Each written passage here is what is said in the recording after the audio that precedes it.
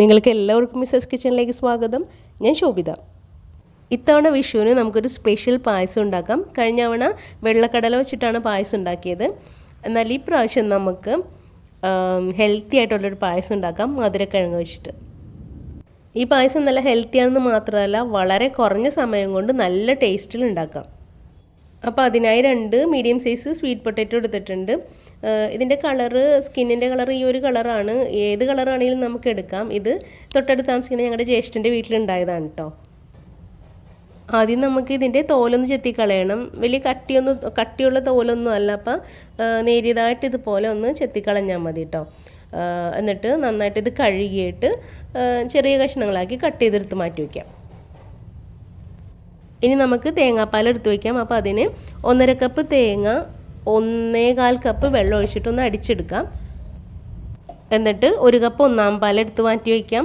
വീണ്ടും വെള്ളമൊഴിച്ച് പിഴിഞ്ഞിട്ട് 1 കപ്പ് 2/2 പാൽ എടുത്ത് വയ്ക്കാം. 1.5 കപ്പ് 3/4 പാലും എടുത്ത് വയ്ക്കാം. ഇനി നമ്മൾ കട്ട് ചെയ്ത് വെച്ചിരിക്കുന്ന കിഴങ്ങിൽ നിന്ന് ഒരു 3-4 കഷ്ണം എടുത്തിട്ട് ഒന്ന് ക്രഷ് ചെയ്തെടുക്കാം. ചെറുതായിട്ടൊന്ന് അരിഞ്ഞെടുത്താലും മതി. ഇതുപോലെ ചോപ്പറിലിട്ട് ചെയ്യണമെന്നില്ല. ചെറുതായിട്ട് അരിഞ്ഞെടുത്താലും മതി. എളുപ്പത്തിന് വേണ്ടിയാണ് ഞാനിപ്പോൾ ഇങ്ങനെ എടുത്തു കേട്ടോ. നമ്മൾ തേങ്ങാക്കൊത്തൊക്കെ അരിയുന്നത് പോലെ അരിഞ്ഞെടുത്താലും മതി. പായസം ഉണ്ടാക്കാനായിട്ട് കട്ടിയുള്ള ഒരു സ്റ്റീൽ പാത്രം എടുത്തിട്ടുണ്ട്. അതിനകത്തേക്ക് നമുക്ക് 1 ടേബിൾ സ്പൂൺ നെയ്യ് ഒഴിച്ചു കൊടുക്കാം. അത് ചൂടായപ്പോൾ നമുക്ക് ആ ക്രഷ് ചെയ്ത് വെച്ച കിഴങ്ങും പിന്നെ കുറച്ച് അണ്ടിപ്പരിപ്പ് ഇട്ട് കൊടുക്കാം. എന്നിട്ട് ഒന്ന് വറുത്തെടുക്കാം. അപ്പോൾ ഇതിൻ്റെ കളറ് മാറി വരുമ്പോൾ നമ്മുടെ കയ്യിൽ കിസ്മിസ് ഉണ്ടെങ്കിൽ അത് ഇട്ട് കൊടുക്കാം. അപ്പം എൻ്റെ കയ്യിൽ ഉണ്ടായില്ല, അത് കാരണം ഞാനിത് ഇട്ട് കൊടുത്തില്ലായിരുന്നു കേട്ടോ. എന്നിട്ട് നന്നായിട്ടൊന്ന് കളറ് മാറുമ്പോഴത്തേക്ക് ഇത് കോരിയെടുത്ത് മാറ്റാം. അപ്പോൾ അണ്ടിപ്പരിപ്പ് വറുക്കുന്ന സമയം മതി നമുക്ക് ക്രഷ്ഡ് കിഴങ്ങും വറുക്കാനായിട്ട്. ഇനി തേങ്ങാക്കൊത്ത് ഇടണം എന്നുള്ളവർ കുറച്ച് തേങ്ങാക്കൊത്തും വേണമെങ്കിൽ ഇതിൻ്റെ ഒപ്പം തന്നെ ഇട്ട് വറുത്തെടുക്കാവുന്നതാണ് കേട്ടോ. ഇനി നമുക്ക് ആ പാത്രത്തിലേക്ക് കിഴങ്ങ് കഴുകി അരി വെച്ച് കിഴങ്ങ് ഇട്ട് കൊടുക്കാം. ഈ ഒരു ഇത്രയും കനത്തിലാണ് ഞാനിത് കട്ട് ചെയ്തെടുത്തത്. ഇനി നമ്മൾ നേരത്തെ പിഴിഞ്ഞ് മാറ്റി വെച്ച 3/4 പാൽ, 1.5 കപ്പാണ് പിഴിഞ്ഞ് മാറ്റി വെച്ചത്, അത് ഇതിനകത്തേക്ക് ഒഴിച്ചു കൊടുക്കാം. ഇനി നമുക്കിത് ഹൈ ഫ്ലെയിമിലൊന്ന് കുക്ക് ചെയ്തെടുക്കാം. മധുരക്കിഴങ്ങിന് വലിയ വേവൊന്നുമില്ല. ഈ വെള്ളം വറ്റുമ്പോഴത്തേക്കും മധുരക്കിഴങ്ങൊക്കെ നന്നായിട്ട് വെന്തിട്ടുണ്ടാവും.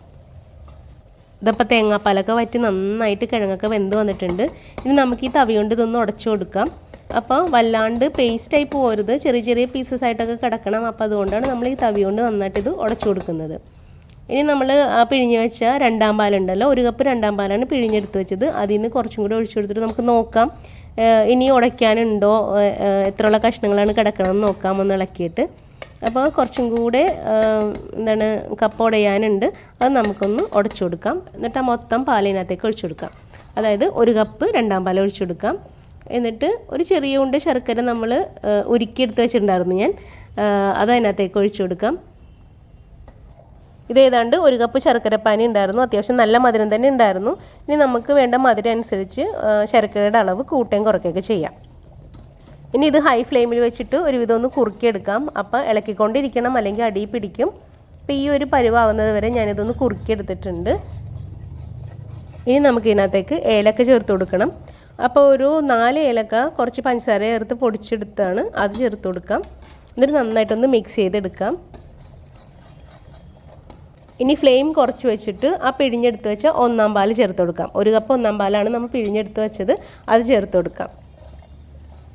അപ്പോൾ മധുരക്കിഴങ്ങ് വെച്ചിട്ടുള്ള ഈ ഒരു പരീക്ഷണം ഇതുവരെ നിങ്ങൾക്ക് ഇഷ്ടമായാലും ലൈക്ക് കൊടുത്തേക്കണേ. അപ്പോൾ തേങ്ങാപ്പാൽ ഒഴിച്ചതിന് ശേഷം നമുക്കിനി ഇത് ഒരുപാട് തിളപ്പിക്കേണ്ട. തിളച്ച് വരുമ്പോഴത്തേക്കും ഈ ഒരു പരുവത്തിൽ നമുക്ക് ഫ്ലെയിം ഓഫ് ചെയ്യാം.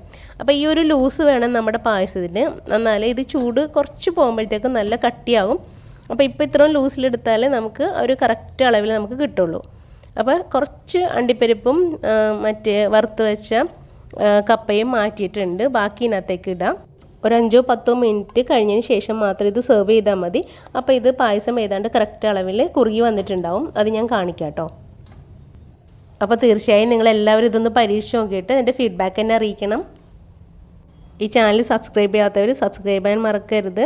പിന്നെ എന്തെങ്കിലും നിർദ്ദേശം എനിക്ക് തരാനുണ്ടെങ്കിൽ തീർച്ചയായും കമൻറ്റ് ബോക്സിൽ അതെന്നെ അറിയിക്കണം. ഈ വീഡിയോ നിങ്ങളുടെ ഫ്രണ്ട്സ് ആൻഡ് ഫാമിലിക്ക് ഷെയറും കൂടി ചെയ്തേക്കണേ. Wish you all A happy Vishu. Thank you.